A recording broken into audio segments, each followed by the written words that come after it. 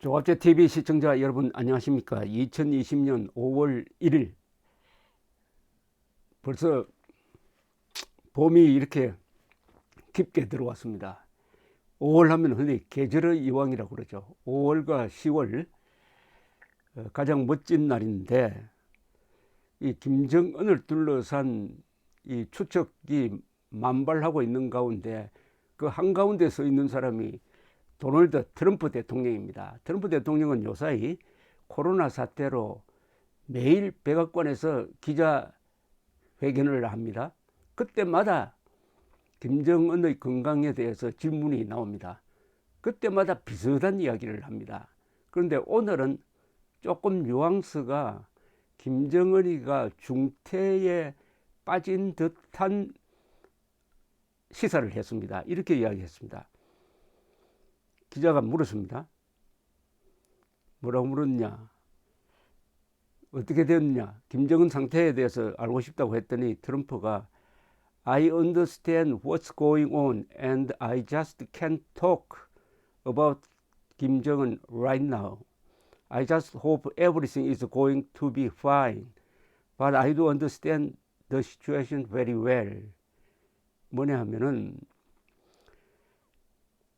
지금 무엇이 어떻게 되고 있는지 나는 알고 있다. 그러나 지금 당장은 김정은에 대해서 이야기할 수가 없다.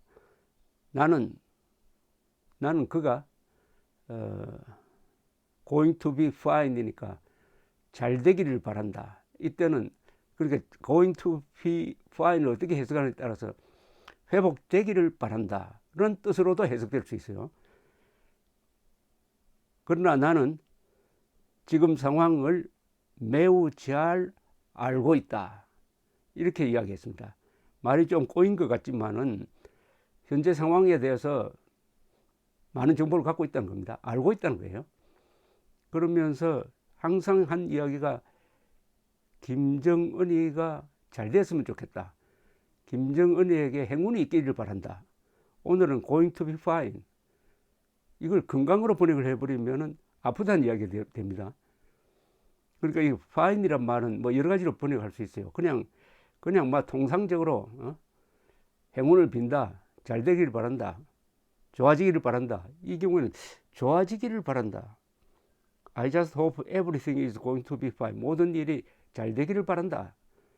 이렇게 해놓으니까 오늘 언론은 대충 이게 김정은이가 중병이다 하는 쪽으로 시사를 했다는 식으로 언론이 해석을 해서 보도를 했습니다. 자, 요건 그렇고 또 다른 정보가 하나 있습니다. 그건 뭐냐면 대만의 국가안보국이 있습니다. 우리의 국정원에 해당되죠. 거기에 국장이니까 정보 책임자입니다. 이름은 한자로 쓰면은 구국정, 대구 국자에 나라 국자, 발을 정자, 구국정 국장이 국회의원들과 만난 자리에서 자기가 가진 정보에 따르면은 김정은은 아프다라고 했습니다. 아프다. 그리고 아플 경우에 모든 사태에 대해서 대비가 되어 있다라는 이야기를 했습니다. 그럼 아프다는 이야기를 어디서 들었느냐? 우리 정보 소스로서 들은 거다. 내 개인 의견이 아니다. 라고 했습니다. 국회의원들에게. 이 대만 정보기관은 상당히 북한 사정에 정통할 수가 있습니다. 이 대만 정보기관은 역사도 오래일 뿐만 아니라 특히 중국에 대한 정보가 밝죠. 또 중국은 북한에 대한 정보가 밝습니다. 그리고 대만과 북한 사이가 그렇게 나쁜 게 아니에요.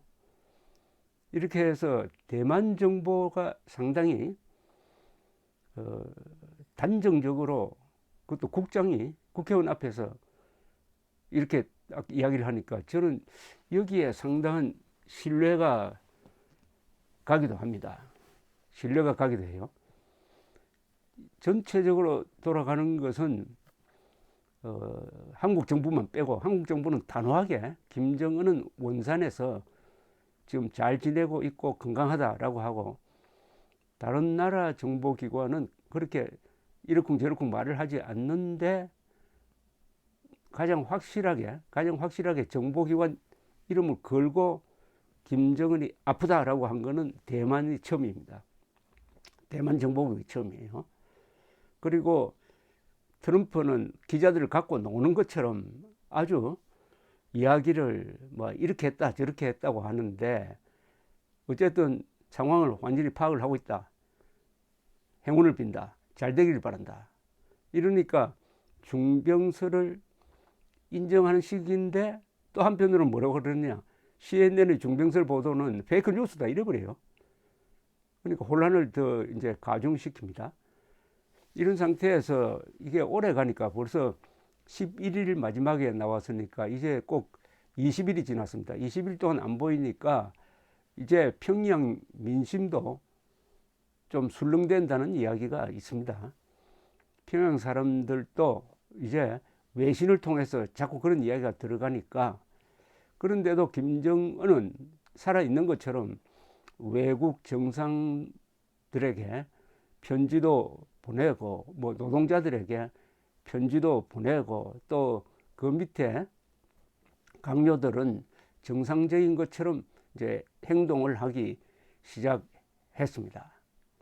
한편 한국에서는 우리 정부가 단호하게 원산에서 잘 지내고 있다, 건강하다라고 이야기하고 그 다음에 국정원 출신이라든지 외교 안보 부분에서 근무했던 분들은 대충 신중합니다. 신중하고 지금 현재로는 정부의 판단이 맞는 것 아니겠느냐 이런 이야기고 언론 보도는 로이터 통신, 아사히 신문이 두 언론이 비교적 신뢰성이 높은 데인데 중국이 대규모 사절단을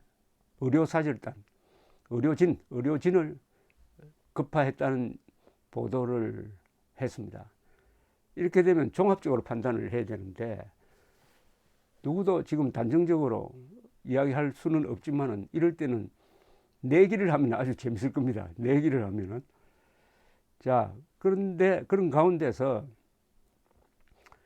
김여정이가 여동생 김여정이가 이제는 유고를 당하면은 유고라는 것은 중태에 빠져가지고 의식은 있는데 이제 회복 가능성이 없다든지 식물 인간이 된다든지 아니면 죽는다든지 하는 게 유고인데 유고 시에 누가 대행을 하느냐에 대해서 그 관심이 동생으로 간다. 여동생으로 갈 것이다. 여동생은 현재 노동당 제1부부장인데 아마도 공석 중인 노동당 조직부장을 대행하고 있는 것이 아닌가 이렇게 보입니다. 김여정이가. 그리고 최상위 기관은 정치국 회의인데 정치국 후보위원입니다. 후보위원. 김여정으로 정권이 간다? 이런 관측이 나오고 있는데 우리가 이제 이런 분석만 할 게 아니라 우리의 입장을 정해야 됩니다. 우리는 북한의 세습 체제에 대해서 비판을 하지 않고 있습니다. 정권도 비판하지 않고 이 언론도 별로 비판을 하지 않고 그러다 보니까 우리 국민들도 김정은이가 3대 세습하는 문제에 대해서 심각하게 생각하지 않습니다. 그러니까 이번엔 다시 여동생에게 4대 세습이죠. 이건 일종의 수평이라 하더라도 세습이니까 4대 세습에 대해서도 뭐 그럴 수가 있다는 태도를 취하는데 이제 이 원점으로 돌아가야 됩니다. 북한 노동당 정권은 대한민국이 미국의 식민지고 그 앞잡이인 이승만, 박정희, 전두환, 노태우, 김영삼 정권이 우리 국민을 탄압한다 해가지고 민족 해방, 민주주의 혁명 노선으로 지금까지 한국을 괴롭혔습니다. 민족 해방, 미국을 몰아낸다. 민주주의 혁명은 독재를 타도한다. 같은 관점에서 우리도 딱 북한에게 그런 칼을 들이대야 됩니다. 이제부터는 우리도 북한 세습 체제에 반대해야 됩니다. 김여정 세습 체제 안 된다. 이것은 우리 대한민국 국민인 북한 주민에 대한 탄압일 뿐만 아니라 민족사의 수치다. 그리고 북한이 말하는 민주주의 원칙에도 위배된다. 이제부터는 안 된다. 김여정 세습 반대. 김여정 세습 반대를 공식적으로 천명하면서 북한 주민들에게 요구를 해야 됩니다. 누가 하느냐? 정부가 하지 않으면 국민이 해야 합니다. 주권자인 국민이 해야 됩니다. 세 가지를 요구를 해야 합니다. 첫째, 김정은, 김여정 물러나라. 북한 노동당 해체하라. 그리고 세 번째가 가장 중요합니다. 자유선거하라. 자유선거를 통해서 북한에 새로운 정권이 들었으면 그 정권과 통일을 진지하게 논의하겠다. 이런 대원칙을 천명을 해야 합니다. 천명하도록 우리가 우리 정부에 요구를 해야 합니다. 이 정부가 할 리가 없죠. 그것은 뭐냐? 북한 자유화 혁명 노선입니다. 공산혁명 노선에 대응해서 우리는 북한 자유화 혁명 노선을 추구해야 되고, 그것은 바로 자유통일로 가는 길입니다. 자유통일의 기치를 들자. 그 기치는 어디에 꽂아야 되느냐? 대한민국 헌법에 꽂아야 됩니다. 헌법에 근거가 있습니다. 헌법 제1조는 대한민국은 민주공화국이다. 근데 아직 민주공화국이 안 되었잖아요. 왜냐하면 대한민국 영토는 제3조, 대한민국 영토는 한반도와 그 부속 도서로 한다. 아직 북한이 민주공화국이 안 되었습니다. 그래서 헌법 제4조가 있는 겁니다. 1조, 3조, 4조는 다 유기적으로 연결되어 있습니다. 헌법 제4조는 대한민국은 자유민주적 기본 질서에 입각한 평화적 통일을 추진한다. 이렇게 되어 있어요. 여기서 자유민주적 기본 질서에 입각한다는 건 뭐냐? 북한에도 자유로운 선거에 의해서 수립된 정통성 있는 정권이 들었으면 그 정권과 함께 평화적 통일을 논의한다는 의미입니다. 바로 이게. 그러니까 역대 정부가 실수한 게 있습니다. 그건 뭐냐?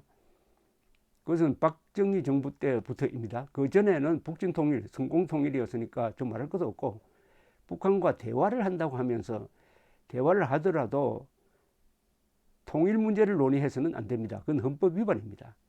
그런데도 통일을 논의하기 시작을 했습니다. 통일 문제를. 특히 김대중 때부터, 김대중 6.15 선언에는 낮은 단계 연방제와 남쪽의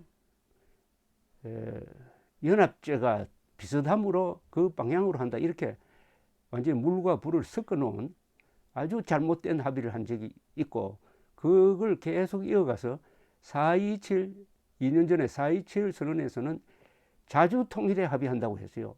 우리 민족끼리 자주통일한다고 했습니다. 아닙니다. 자유통일이어야 하는데 반미를 의미하는 자주통일로 합의가 됨으로써 완전히 문재인 정권의 통일정책은 김정은의 통일정책에 종속이 되고 말았습니다.